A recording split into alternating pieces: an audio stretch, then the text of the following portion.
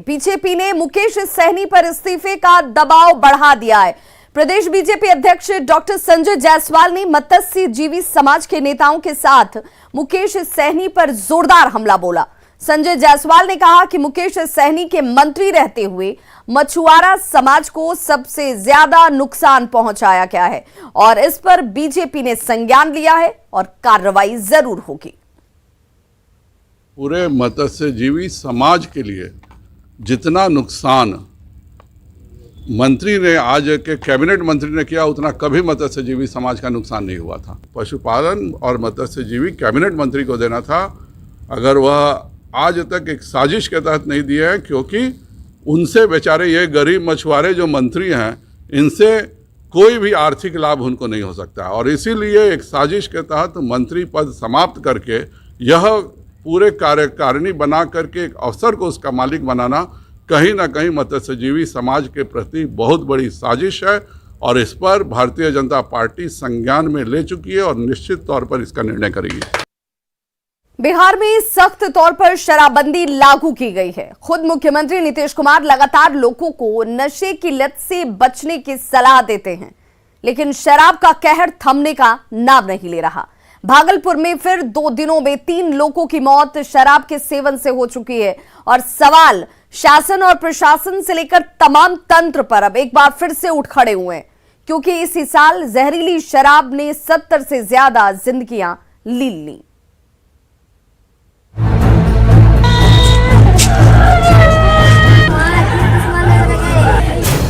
बिहार में शराब पीने की सख्त मनाही है, क्योंकि प्रदेश में शराबबंदी कानून लागू है। करीब 6 साल होने को हैं जब मुख्यमंत्री नीतीश कुमार ने बिहार में शराबबंदी लागू की थी, लेकिन शराब का कहर है कि थमने का नाम ही नहीं ले रहा। इसी महीने होली के ठीक दूसरे दिन जहरीली शराब ने 30 से ज्यादा जिंदगियां ले ली थी, लेकिन महीने के आखिर में एक बार फिर शराब ने कहर बरपाया है।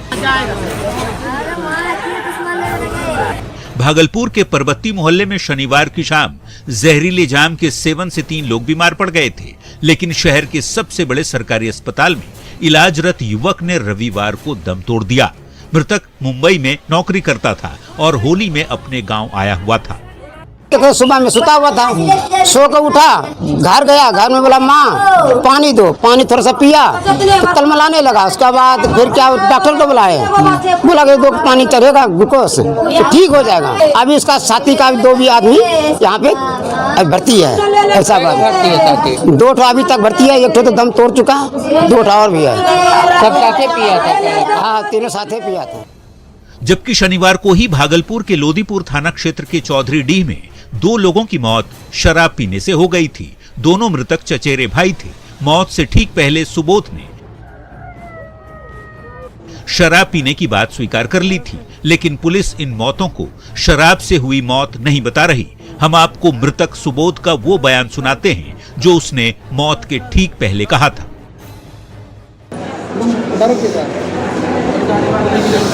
क्या खाए पिए थे?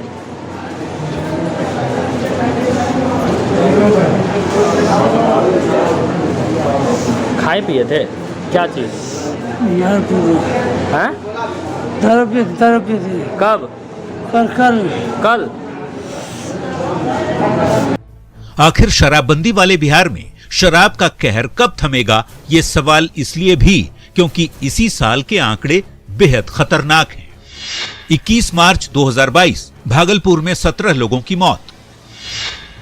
20 मार्च 2022 बांका में 12 लोगों की मौत।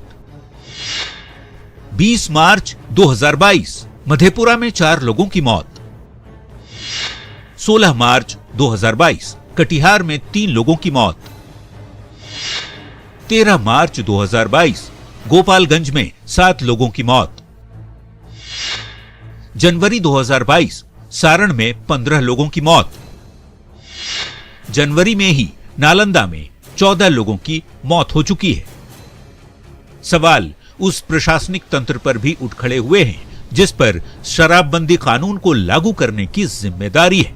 तभी तो हम ये सवाल पूछ रहे हैं कि आखिर शराब पीने वालों तक कैसे पहुंच रही है शराब। पुलिस शराब तस्करों पर कार्रवाई क्यों नहीं करती? लगातार हो रही मौतों पर पुलिस किसी नतीजे तक क्यों नहीं पहुंचती? ज्यादातर शवों का पोस्टमार्टम क्यों नहीं कराया गया? क्या पुलिस मौतों की सच्चाई छिपाना चाहती है? शराब से हो रही मौतों के लिए आखिर जिम्मेदार कौन है?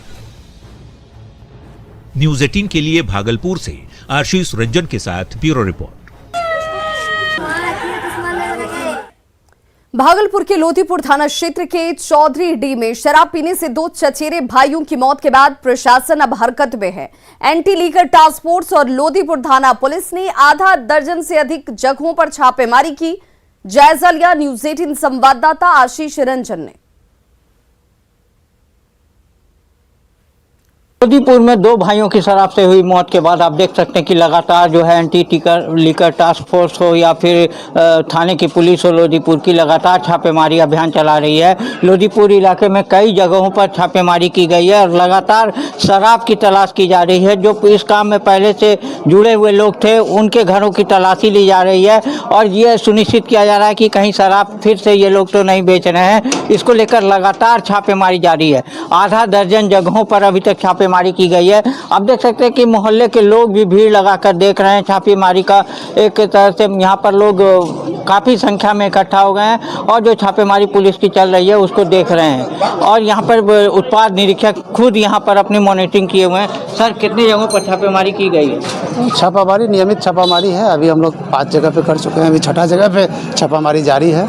ये लगातार जारी है। हाँ, आज हम लोगों ने टारगेट लोधीपुर थाना अंतर्गत किया है, तो आज हम लोग लोधीपुर थाना अंतर्गत अभी कर रहे हैं। यहाँ जब समाप्त हो जाएगा फिर दूसरे थाना अंतर्गत फिर हम लोग शुरू करेंगे। लगातार जारी है। जी जी। अभी कोई बरामदगी भी? अभी तक तो कोई बरामदगी नहीं हुई है। तो लगातार ये छापेमारी अभियान चलाया जा रहा है लेकिन अभी तक कोई बरामदगी नहीं हो पाई है। लेकिन इनका कहना है कि लगातार ये अभियान अब लगातार चलेगा और हर एक थाना क्षेत्र में प्रतिदिन के हिसाब से एक दिन करके जो है लगातार ये छापेमारी शराब के खिलाफ की जाएगी।